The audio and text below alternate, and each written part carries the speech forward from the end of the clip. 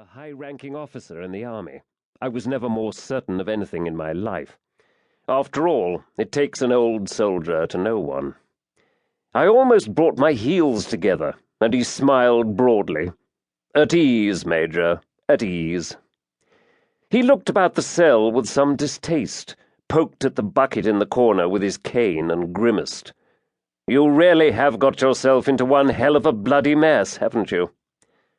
"Are you from the British Embassy in Athens?" I asked. He pulled the only stool forward, dusted it, and sat down. "They can't do a thing for you in Athens, Vaughan. You're going to rot here till the colonels decide to try you. I've spoken to the people concerned. In their opinion, you'll get 15 years if you're lucky. Possibly 20. "Thanks very much," I said. "Most comforting." He took a packet of cigarettes from his pocket and threw them across. "What do you expect? Guns for the rebels, midnight landings on lonely beaches?" He shook his head. "What are you, anyway? The last of the romantics?" "I'd love to think so," I said. "But as it happens, there would have been £5,000 waiting for me in Nicosia if I'd pulled it off." He nodded.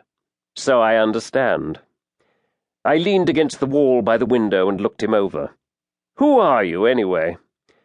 "Name's Ferguson," he said. "Brigadier Harry Ferguson, Royal Corps of Transport."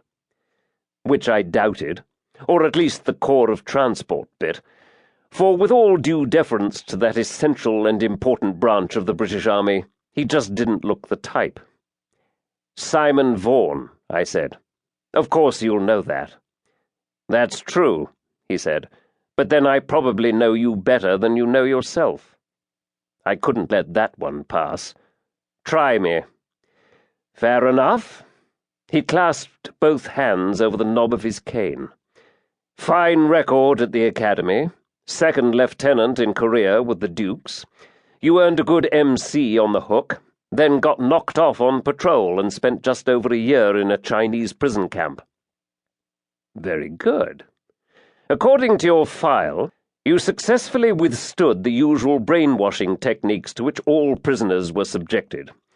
It was noted, however, that it had left you with a slight tendency to the use of Marxist dialectic in argument."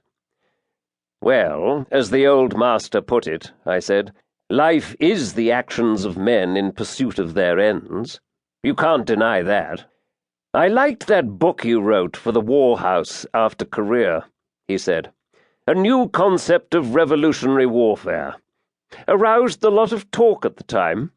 Of course, the way you kept quoting from Mao Zedong worried a lot of people, but you were right." "I nearly always am," I said. "It's rather depressing.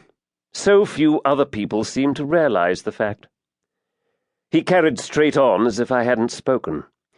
"That book got you a transfer to military intelligence, where you specialized in handling subversives, revolutionary movements generally, and so on. The communists in Malaya, 6 months chasing Mau Mau in Kenya, then Cyprus and the Aoka. The DSO at the end of that little lot, plus a bullet in the back that nearly finished things." "Pitcher to the well," I said. "You know how it is. And then Borneo, and the row with the Indonesians. You commanded a company of native irregulars there and enjoyed great success." "Naturally," I said, "because we fought the guerrillas on exactly their own terms. The only way." "Quite right. And now the climax of the tragedy. March 1963, to be precise. The area around Kota Baru was rotten with communist terrorists. The powers that be told you to go in and clear them out once and for all." "And no one can say I failed to do that," I said with some bitterness. "What was it the papers called you? The Beast of Selengar? A man who ordered the shooting of many prisoners, who interrogated and tortured captives in custody. I suppose it was your medals that saved you, and that year in prison camp must have been useful. The psychiatrists managed to do a lot with that. At least you weren't cashiered." "Previous gallant conduct," I said. "Must remember his father. Do what we can."